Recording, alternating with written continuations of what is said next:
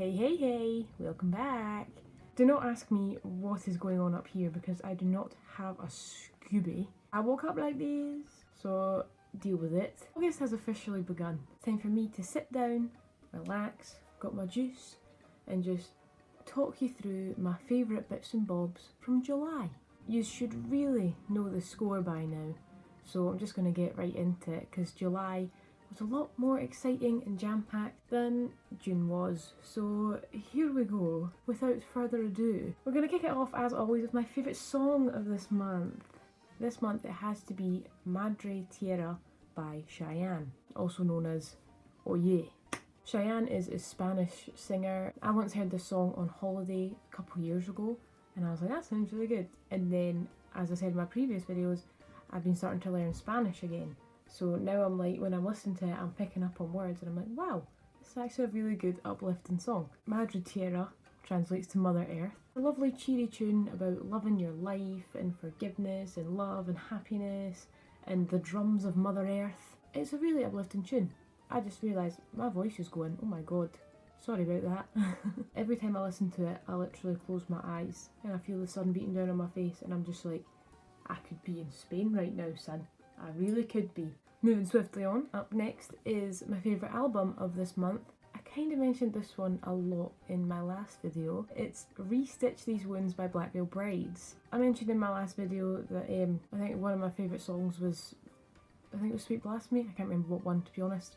Once I move on from that month, I forget everything. Black Veil Brides re-recorded their first ever album, Restitch These Wounds. They called it Restitch These Wounds. It only came out on the 31st of July, but I've had it on non-stop. And today's only the 2nd of August, so it's all that I've been listening to for the past, like, 3 days. It's so nostalgic for me, that album. That was, like, right at the peak of my emo phase. I think Restitch These Wounds had just came out and they just announced Wretched and Divine at that point, and I was there for all of it, bitch. Next up is my favourite film of this month. I probably could have put money on it by now. Jaws 4 is the leading film of this month. Most people are aware that there is one Jaws film. Jaws, the big one, the good one, right? Lesser known are the other 3. So me and Connor have been watching all 4 of them. It took us a while. He was like, too much sharks, no thanks. So took our time and we just watched the 4th one, the final one, the other week there. So now it's over and he's thinking, oh my god, no more sharks. Thank fuck. But you know what? He doesn't know this yet, but I'm going to move him on to the Deep Blue Sea franchise because I cannot get enough of sharks, man. Nothing beats a good shark film. Now, my favourite TV show of this month, there's only one, to be honest. Brooklyn Nine-Nine! For those of you who don't know, even though I'm almost 100% sure that I am the last person on the earth to watch this programme, I was so late to the party. Brooklyn Nine-Nine is a sitcom based in a police precinct in Brooklyn, New York.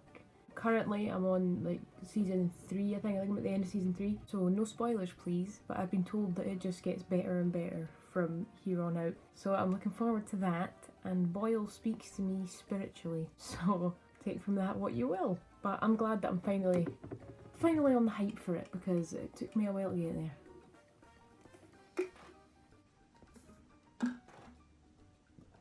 Oh my god, I'm disgusting. Moving on to my YouTuber obsession of the month, I just realised how much I do this. I always notice myself doing this and I can't stop it. But yeah, my YouTube obsession of this month is Anthony Padilla. This one needs a bit of an explanation. Back in the day, little 13-year-old me absolutely loved Smosh. At the time it was just Anthony and Ian in their little bungalow making their skits and that, and they were absolutely hilarious. Milky Milkshake was my ringtone for quite a while for me and my pals. It was like Smosh, Jenna Marbles, the greats, like those type of YouTubers, you know, we were just absolutely obsessed. I thought absolutely nothing was funnier than they two making their videos. Honestly, I was like, that's peak comedy right there. 13-year-old me and what was that been? 2012-ish. God, that was a weird time in my life. But recently he's been doing his whole I spent a day with thing. It's so educational and it's like opened my eyes to all these like communities and personalities and even like disabilities or like people in certain jobs and that I had no idea were even a thing. Obviously you have your perception of these people and whatever they do, but then looking behind it, it's like, wow, in the background it's just everybody's just the same and we're all just trying our best, you know? And it was just so eye-opening. I absolutely loved it. So it's actually like taught me so much about all these different people. So now I'm like, why are we all fighting all the time? We should all just get along. Okay, no one better hate on me for this next one, but my favourite game of this month is Fortnite. I have not played Fortnite since early access on the PS4, I tell you, because early access was the best, right? Nobody really knew what they were doing. It was a free game. It was like, fair enough. Then the game was actually released and all the builders start to come along and they were building big forts and that. And me, I was just like, count me out, son. I'm not fucking doing that today. So I kind of gave up on it. And then I saw all the updates and that, and I was on the Switch, like, eShop, and I saw it was free, and I was like, you know what? I love a good free game, so I'm going to take it. Is that a parcel being delivered to me? It could be.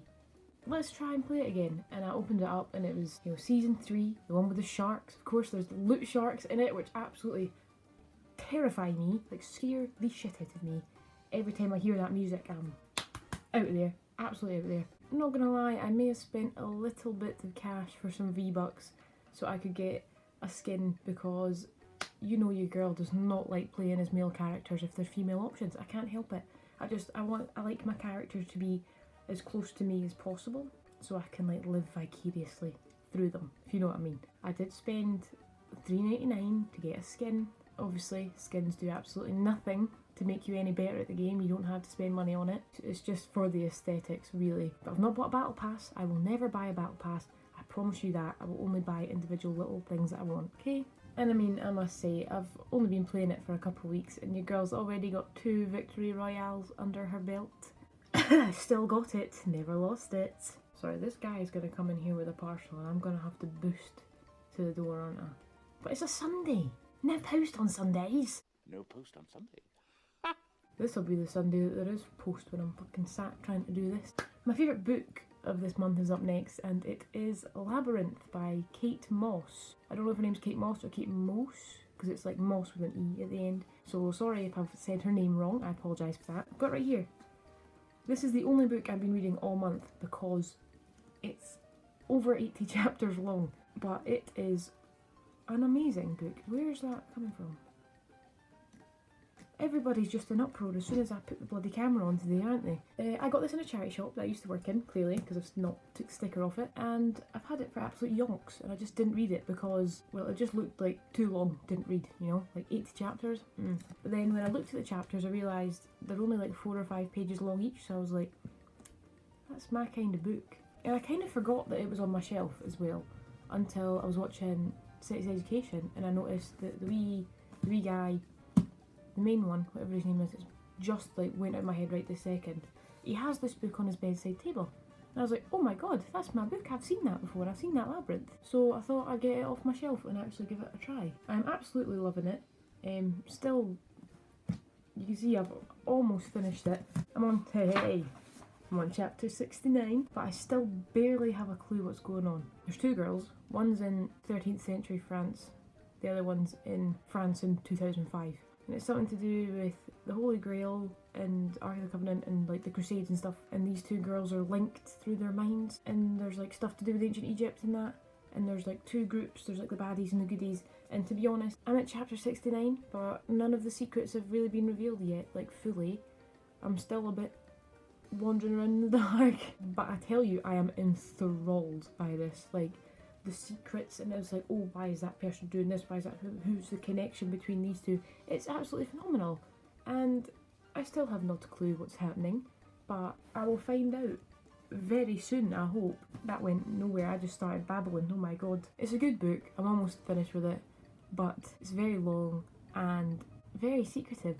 Okay, so my favourite purchase of the month was actually in my brain going to be scheduled as to be my favourite book of this month. But obviously, like I said, Labyrinth was so long, I didn't actually get a chance to finish it. So, my favourite purchase of the month is the Ballad of Songbirds and Snakes. Oh my god! I bought this along with the Book of Jaws, just because I wanted to treat myself this month. That's the only 2 things I bought for myself other than like food this month, which I'm excited for this one. In my early years of high school, I tell you, me and my pals were absolutely obsessed with the Hunger Games. Like, we had every piece of merch under the sun, every book, every spin-off, every like behind the scenes film thing. I've got, right here, I've got all 3 pins from the Hunger Games, Catching Fire and Mockingjay. Still got all 3 of them. Probably the only pieces of merch that I actually kept. For the sake of this, I'll put one on. If we burn, you burn with us. Oh no, it's not handy. My throat is away. Back to Ballad of Songbirds and Snakes. I bought this because I just knew it was coming out. I heard that there was a Hunger Games prequel, saw it on Reddit, and I bought it immediately. Didn't even read the blurb until it actually arrived at my house. People were saying it's from an earlier Hunger Games, and I was like, you know what, sign me up. It could be Haymitch's games, it could be anybody else's games, I don't care, just sign me up if it's Hunger Games related. And then I actually read the blurb, and it was way more exciting than I thought it would be. Let me give you the rundown. I've not read it yet, so no spoilers please, but it's basically 18-year-old President Snow is a mentor for the tributes of District 12 in the 10th annual Hunger Games. And it's about his like rise to power and how he became the snake that he is today.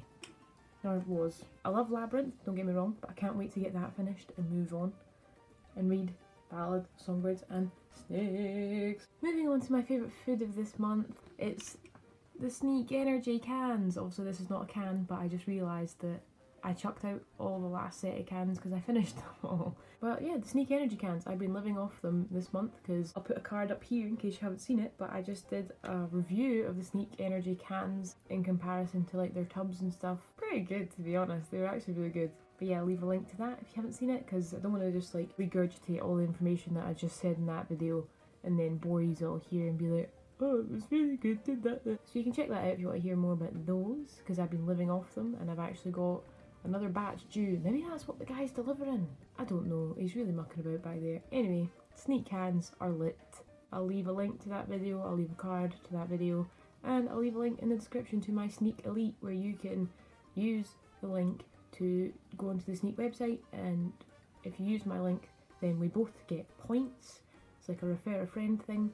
We get points when you sign up and purchase something, and then we can get money off or cool shakers and like elite things. You're welcome! Yeah, my favourite activity of this month is, you probably saw me going on about it on social media to be honest, going on long walks, because I'm doing a Conqueror challenge. I paid like 30 quid I think it was at the beginning to sign up to the Conqueror challenge. I'm doing the Hadrian's Wall one, which is a walk along the length of Hadrian's Wall. I think it's 90 miles in total. You can do Land's End and John O'Groats, you can do the Grand Canyon, you can do Route 66. They've got loads on their website of like different things you can sign up for, and they're all different distances. So if you don't want to do one as long as Hadrian's Wall, or you want to do one longer or one a bit shorter, you can do that. It's a virtual challenge, so it's just as you walk you put your distances in, and then it'll update on your app and it'll show you on the map how far along the walk you are. And then as you pass certain landmarks, you'll get an email and a postcard that tells you about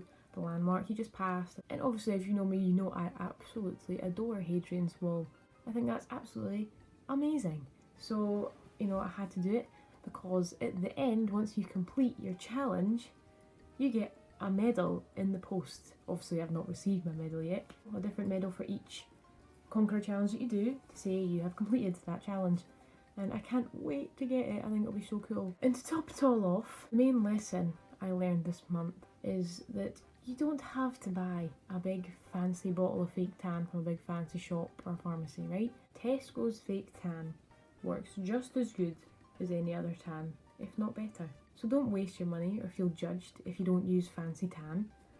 Don't look at my tan right now because it is like patchy and washing off, but when it first goes on, you look like you've just stepped right out of Gran Canaria. That is it. Thank you once again for watching me spraff about my month, even though it's not that interesting.